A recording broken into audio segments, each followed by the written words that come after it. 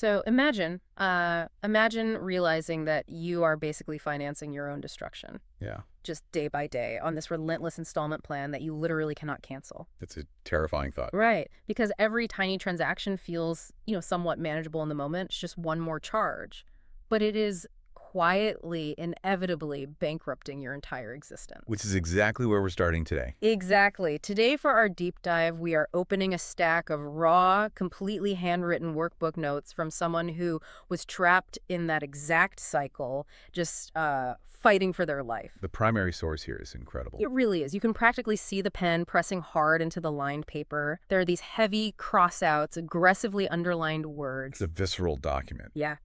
We're looking at a deeply personal, real-time reflection on step 2 of a 12-step recovery program.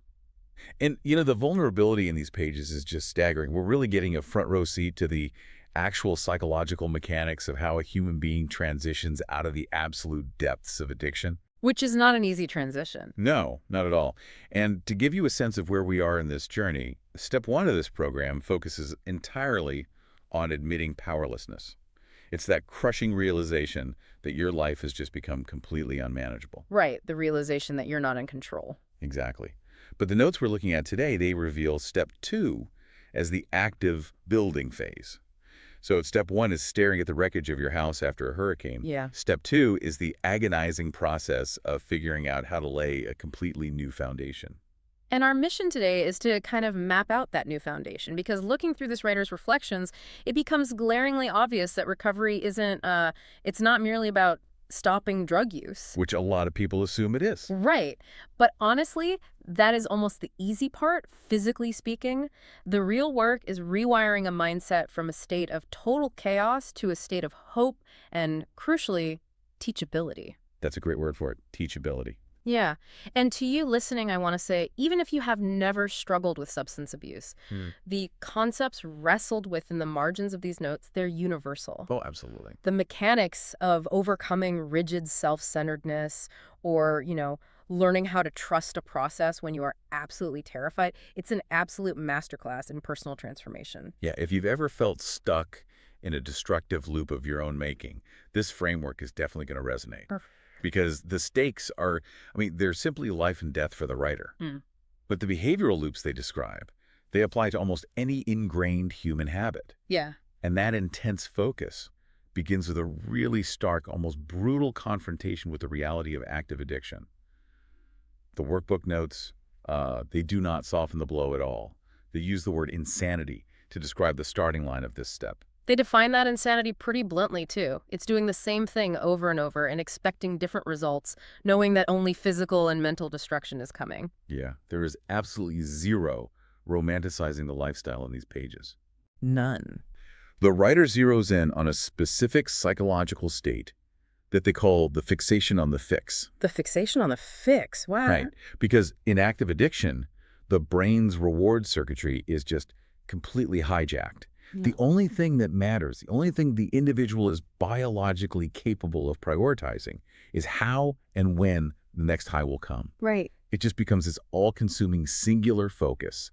And everything else, family, shelter, basic physical survival, it's all pushed to the periphery. And that actually brings us back to that quote from the source material that just, it stopped me in my tracks. The installment plan quote. Yes. The writer states that addiction leads to, quote, destruction on an installment plan, whether it was one bag, pill, or bottle at a time. It's a chilling way to phrase it. Think about how sinister that is. You sign up for this coping mechanism, and maybe at first it actually gives you something you want, like it numbs a pain. Right. But then the terms of service change. The interest rates compound. Yeah. And you are paying away your dignity, your relationships, your health in these tiny daily increments. Because it's just one pill today. Your brain tricks you into thinking it's not a catastrophic loss. Exactly. It's like a terrible subscription service you can't cancel. And denial thrives in those tiny increments. It thrives in soft language. People tell themselves, oh, I just have a little problem, or, I'm just going through a rough patch. Right, minimizing it. Exactly. And the notes argue that acknowledging the abrasive term insanity is a necessary psychological tool to shatter that soft language. You have to call it what it is. Yes, you cannot seek what the program calls a restoration to sanity if you refuse to admit that financing your own destruction day by day is fundamentally insane. Establishing that truthful, harsh baseline is literally the only way to move forward. But canceling that subscription, like actually stopping the physical act of using, that doesn't magically fix the underlying bankruptcy, though. Not at all. It's just the beginning. Right. The notes describe a completely new crisis that takes its place. Once the physical drugs are gone, the writer describes being hit with this massive, terrifying void. They call it the raw pain of living without drugs. And we really have to look at the mechanics of why that happens. Yeah. The substance wasn't just a habit, right? It was their primary emotional regulation system. Oh, It interesting. was basically their thermostat. Whenever reality got too cold or too hot, they used the drug to adjust the temperature. Okay, that makes so much sense. So when you completely rip that thermostat off the wall, the pain of reality just rushes in entirely unbuffered. Wow. The nervous system doesn't know how to handle basic human stress anymore. And this overwhelming void is where the notes introduce the primary hurdle of step 2, which is the need for spiritual principles. Okay, I have to stop you there because reading this, my immediate thought was about the listener who is strictly practical or maybe non-religious. Huh. Because if you are a pragmatist or an atheist telling you to rely on spiritual principles in the middle of a literal medical and psychological crisis, it sounds like terrible, alienating advice. It sounds like the exact opposite of what they need, right? Exactly. And the notes reference the NA White booklet, which warns that an attitude of indifference or intolerance towards spiritual principles will actually defeat recovery. Mhm. So how does the text justify forcing a concept of faith onto someone who is really just trying to survive the day? It's a great question. And the resistance you're describing is a hurdle almost everyone in this process faces. But the source material anticipates it perfectly. Really? How so? Well, the notes point out this fascinating paradox. Mm. An addict will often readily admit their life is in ruins. Right? They'll admit they have a deadly drug problem, but they will completely refuse to admit they need any kind of faith. Ah. However, the sources clarify that this step is not asking for religious submission. At no point does a person have to adopt a specific theology. Okay, then what is the actual mechanism they're asking the person to adopt? Because if it's not religion... They're asking for a profound shift in perspective, a logical concession. The requirement is simply to open your mind to the idea that a power greater than yourself is needed. A power greater than yourself. Right. The justification isn't moral at all. It's empirical. The empirical evidence of the addict's own life proves that their own power failed them. Oh, wow. Yeah. Their own best thinking, their own willpower, led them directly to the installment plan of destruction. That is such a stark way to look at it. Right. If your own brain got you into this catastrophic situation, you cannot use that same isolated brain to get out of it. You need an external anchor. That makes a ton of practical sense. It's like saying, my way didn't work. I cannot trust my own navigation system right now, so I need to plug into something outside of my own head. Exactly. And the notes actually go into detail about what this power greater than ourselves looks like in practice, and they emphasize that it is highly customizable. Highly customizable. The only requirement listed is that this external power must be loving, caring, and greater than the individual. Okay. It can be a traditional concept of God, certainly, but it can also be the program itself. Often, it is simply the group of people in recovery sitting in the room with them. I love the utility of that. You don't have to understand the aerodynamic physics of gravity and drag to trust that a parachute works. That's a great analogy. Right. You just look around, you see other people jumping out of the burning plane and landing safely on the ground, and you decide, hey, I'm going to trust the parachute. Yeah, you just strap it on. Exactly. The notes actually call this proof positive. Watching other people stay clean is the empirical data that this external power functions. Yes. And using the group itself as that higher power, it feels like a brilliant psychological hack. It's kind of like a localized power grid. Oh, I like that. If your house loses electricity, you don't just sit in the dark. You draw power from the surrounding houses until your own generator is fixed. The power grid analogy captures the exact mechanism at play here perfectly. Because we have to remember that addiction thrives in profound isolation. It really does. It demands secrecy. Yes, it convinces the individual that no one else could possibly understand their unique pain. By allowing the group to serve as your higher power, you immediately shatter that isolation. Because you're literally surrounded by evidence that you're not alone? Right. You are borrowing the collective, shared resilience of a room full of people who have survived the exact same insanity. You draw on their stability until you can build your own. But acknowledging that you need to borrow that stability is one thing. The workbook notes actually dive into how the writer executes this day to day. The daily practice of it. Yeah, there's a Q&A section in the notes, and one of the prompts asks whether coming to believe is a fast process.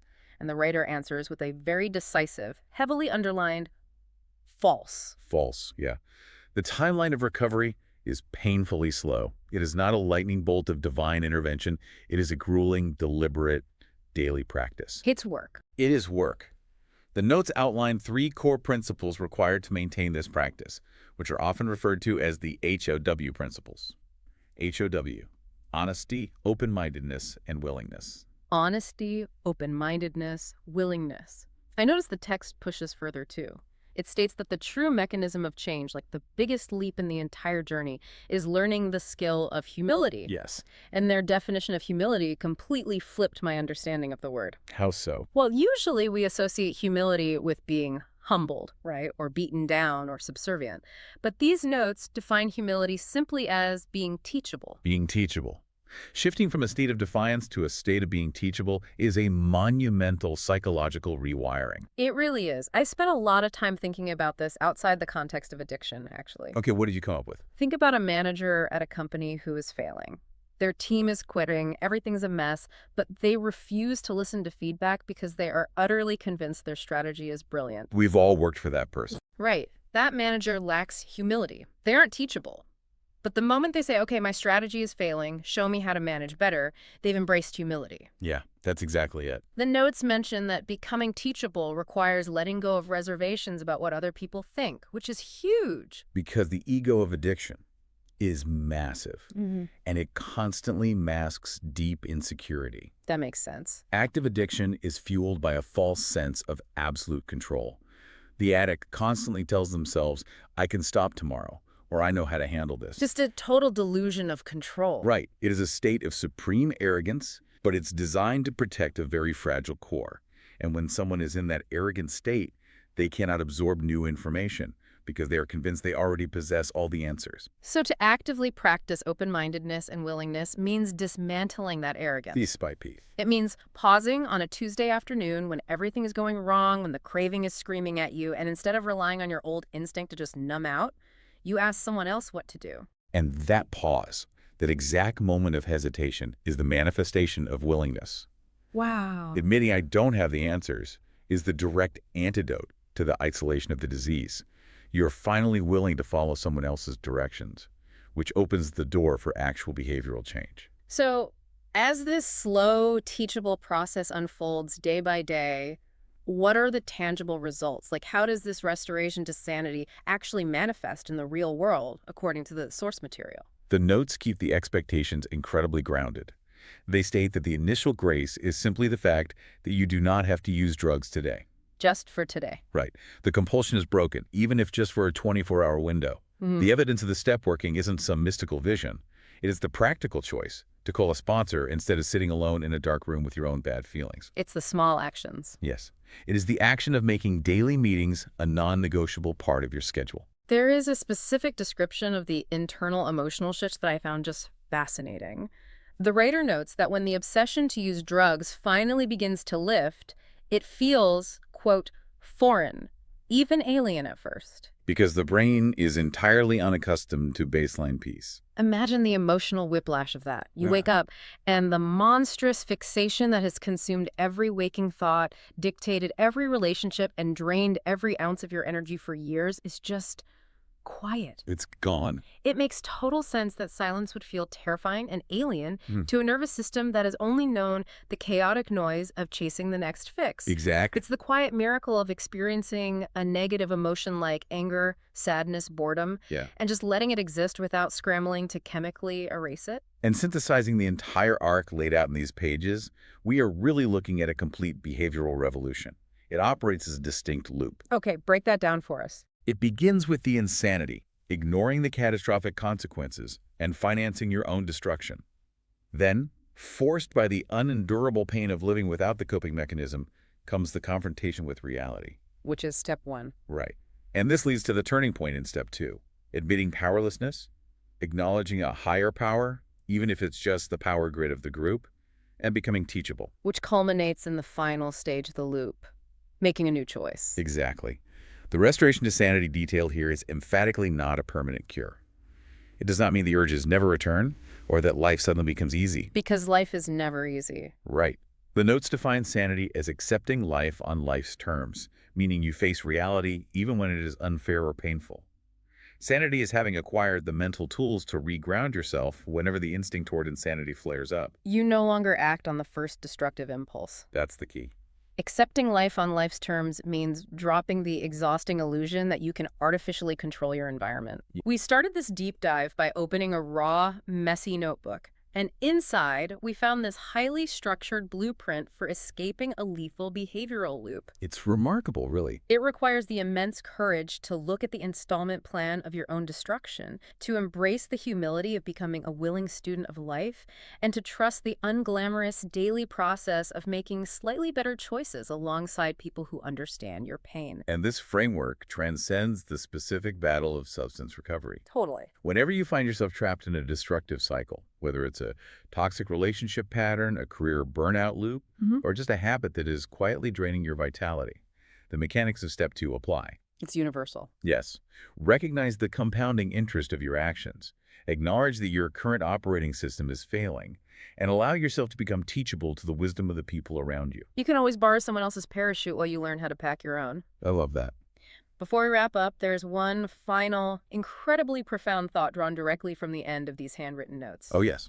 The writer is reflecting on their ongoing journey and observes, quote, "Our belief in a higher power evolves as we do over time." That simple sentence captures the essence of lifelong growth. It acknowledges that the tools and understandings that pull us out of our darkest moments will naturally change as we heal. The concept of faith, or the external anchor that saves you on day one, might not be complex or sturdy enough to support the person you become on day 1000. Right. So I want to leave you with a challenge. Look at your own life right now. Look at your personal philosophy, your career ambitions, or your core worldview. How has your foundational belief system evolved to meet the specific challenges of the person you are today compared to who you were 5 years ago? That's a great question. Because just like the deeply indented ink on these workbook pages, our understanding of ourselves isn't printed in permanent type. It's handwritten, it's messy, it requires constant revision, and it is entirely up to us to keep turning the page and writing the next honest step.